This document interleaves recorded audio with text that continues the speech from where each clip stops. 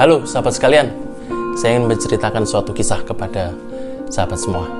Suatu hari ada seorang tukang cukur, tukang pangkas rambut.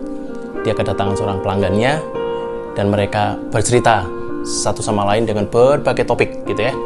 Dan sampailah mereka pada satu topik yang mereka bicarakan, yaitu topiknya adalah Tuhan. Nah, si tukang cukur ini mengatakan kepada pelanggannya ini gitu, saya merasa bahwa Tuhan itu tidak ada, katanya tukang cukur itu. Tapi si pelanggan ini mengatakan, Tuhan itu ada. Kenapa kamu bisa mengatakan bahwa Tuhan itu tidak ada? Lalu tukang cukur itu menjawab, kalau Tuhan itu ada, kalau Tuhan itu benar-benar eksis, maka tidak akan ada kelaparan, nggak akan ada peperangan, nggak akan ada mara bahaya dan kesusahan. Kalau itu ada, maka ya memang Tuhan tidak ada. Si pelanggan ini berpikir, kalau ini saya jawab maka akan terjadi perdebatan panjang. Ya, dia mendiamkan hal itu. Nah, ketika selesai, dia membayar kepada tukang cukur tersebut.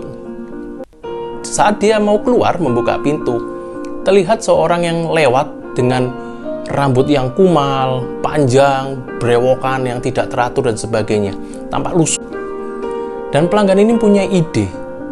Oke, aku mau jawab pertanyaan si tukang cukur itu. Dia mengatakan itu dalam hatinya. Lalu dia kembali kepada tukang cukur itu dan dia mengatakan bahwa, Pak, sesungguhnya tukang cukur itu nggak ada. Nah, si tukang cukur ini heran gitu dan dia mengatakan, apa maksudmu? Kan tadi sudah aku memangkas rambut kamu, merapikannya, dan itu adalah tukang cukur, pekerjaan tukang cukur. Ngapa kamu mengatakan tidak ada? Aku ini si tukang cukurnya.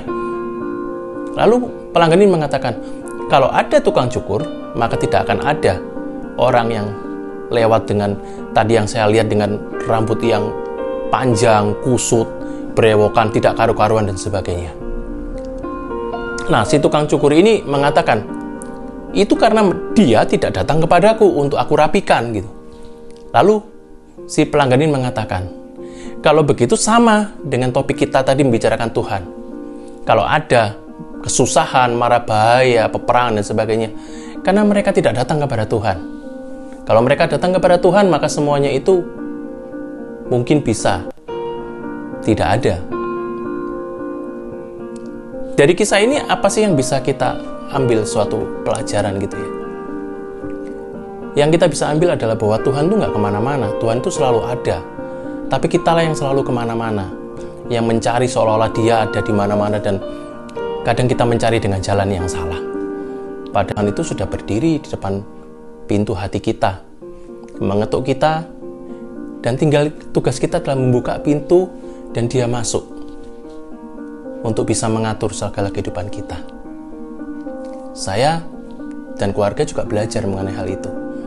Menyerahkan kepada Tuhan, tidak mencari Tuhan kemana-mana, tapi kita berdoa, bersaat teduh bersama, dan disitulah kita menemukan Tuhan. Karena Tuhan memang sudah ada. Saya ingin bacakan satu firman Tuhan kepada sahabat semua. Firman Tuhan ini ada di dalam Wahyu pasal yang ketiga, ayat yang ke-20 mengatakan, lihat, aku berdiri di muka pintu dan mengetok.